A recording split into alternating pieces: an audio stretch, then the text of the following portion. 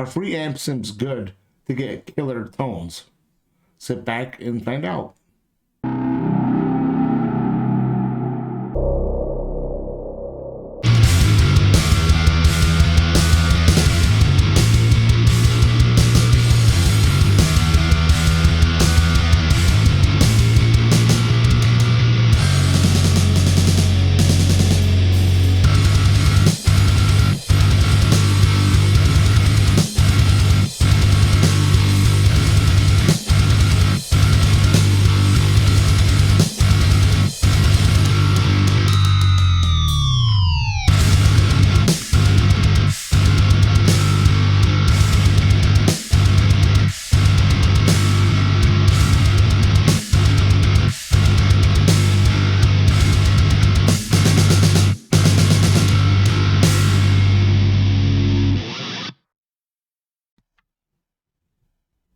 Welcome back, guys.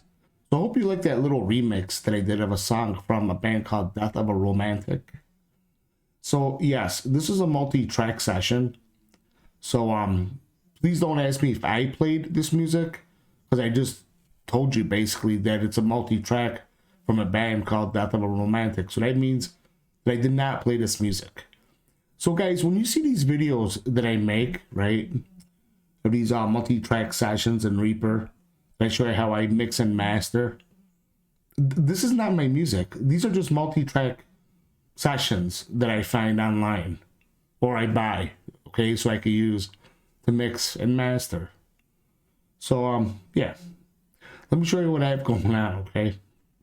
So anytime during this video, if you like what I'm doing, please subscribe, like, share my content, because it really helps, and I really do appreciate it. And it's also free to you too. I'll never ask you for money either, because I simply don't need your money. I do this for fun, and it's a good hobby for me, all right? It keeps me out of trouble, and it keeps me settled down, okay? So here's my master track, where I'm running this SSL channel strip 2 by SSL native, all right? Using this EQ right here. Going into this bus compressor too by SSL as well, where I'm using it to glue up everything. I'm running a 4:1 compression ratio, which you don't have to run a 4:1. You could get away with like 2 to 3 to 1. And I'm using about, I don't know, negative 4 dB of gain reduction. So that's it. Going into my EQ4 by Meg, which I always use. This is always on my master track. And so are these two up here that I just showed you. Same with this Imager by Isotope. Then I'm going into this Maximizer by Isotope, which is kind of, it's a limiter, all right? I set my ceiling, and I set this for, set my loudness, you know? And then I'm going into this flatline clipper, which I like using with a limiter. I like how it sounds. And then just plug in right here, right? I use this to make sure that my levels are correct, like my dynamic range, my LUFS range, all right? My true peak. This true peak right here, you never want this to go above -1, because you'll distort and it'll sound like complete shit.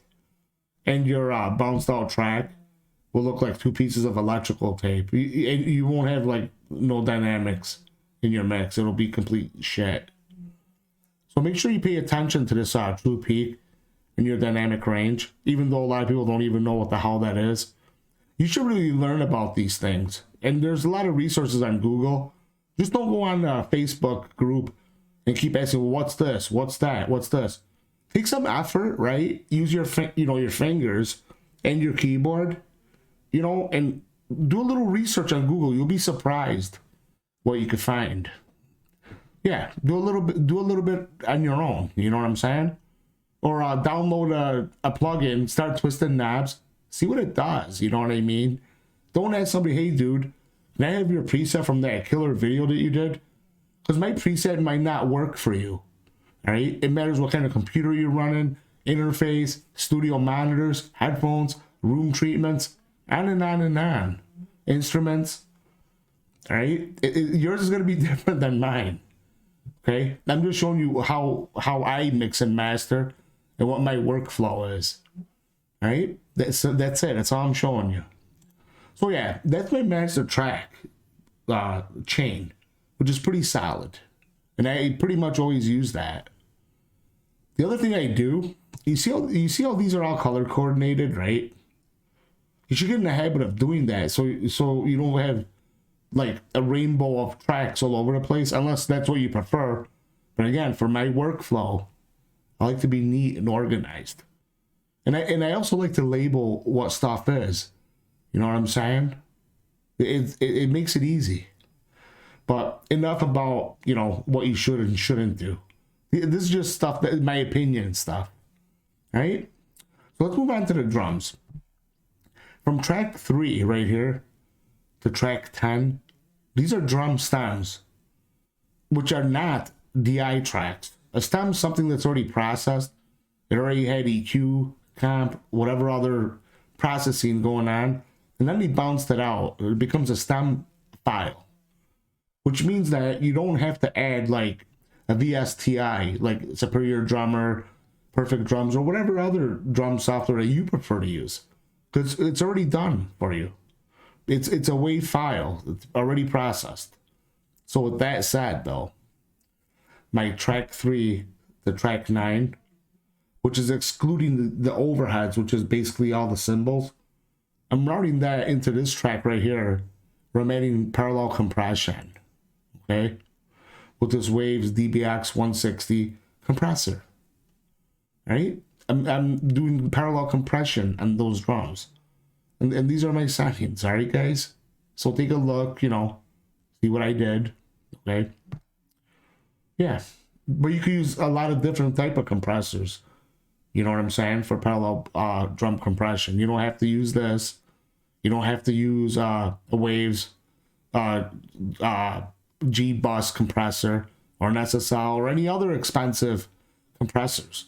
You can use what you have right in Reaper or whatever DAW you're using. Whatever you like to use. Whatever works for you and gets you the result. All right? So don't go buying plugins just because I use them, all right? I just happen to have a lot of plugins because I enjoy experimenting with them. Not that they're necessary, because a lot of them are not necessary. So then I'm going into this L2 Ultra Maximizer. I'm just using this to set my ceiling. You guys always hear me say I use this to set my ceiling, because I don't want any of these tracks right here to go into the red. Even though, if you study mixing and mastering, even if some of these go into the red, not like crazy red, but just, you know, a little bit of red, as long as you don't see any red clipping on your master track, you should be fine. Because your master track dictates the whole mix, how it's going to turn out. So if you start seeing clipping on your master track, that means there's something fucked up in your mix. So you should check that out. Because once your mix is totally screwed up, I don't care how much mastering you do, you're not going to fix that. So always make sure that your mix is excellent before you even start messing around with mastering plugins. I, on the other hand, mix and master at the same time. The CDs right here, my fingers, right? My fingers are like instruments on my DAW faders right here. See these faders? I play those like an instrument, and I have really good hearing. So I you know, but that's how I work. I like to do it all at once. You know what I'm saying? But you do it how you like. However it works out for you guys. Okay? All right. Enough of Geo's bullshit. These are 2 bass DI tracks right here. Okay? I like to blend 2 of them together. Sometimes not, but sometimes I do. So this one right here is Neural DSP Parallax. One of my favorite presets is Arc Reactor. It's a nice, low, punchy bass tone that I like using. Here's a cab section, Dynamic 57 and a Ribbon 160 mic. All right. What's cool about this preset is that I just pick it. I don't even change anything in that preset. That's how much I like it. It sounds good. Okay. Then I'm going into another bass track, which is a bass. Both of those are bass DIs. Where I'm using this Mammoth plugin. All right. which adds the distorted tone, if you will. So using this distorted tone and parallax for the low bass tones, it's really nice when you blend those together. But again, there's a million ways that you could achieve, you know, similar tones with a ton of different plugins. This is how I like to do it. That's all.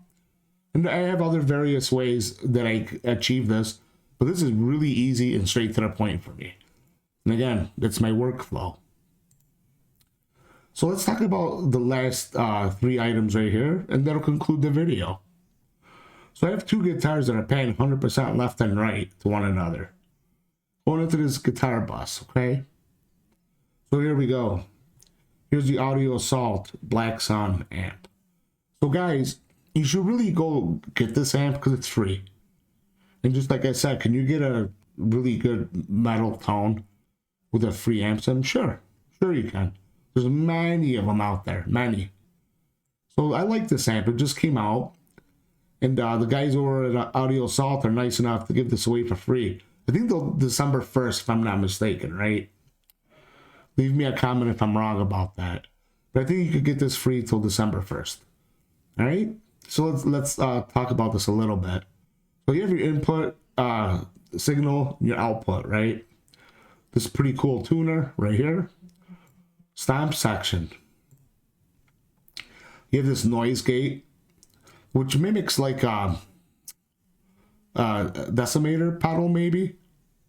Then you have this booster pedal and this overdrive pedal, right? That sounds pretty good.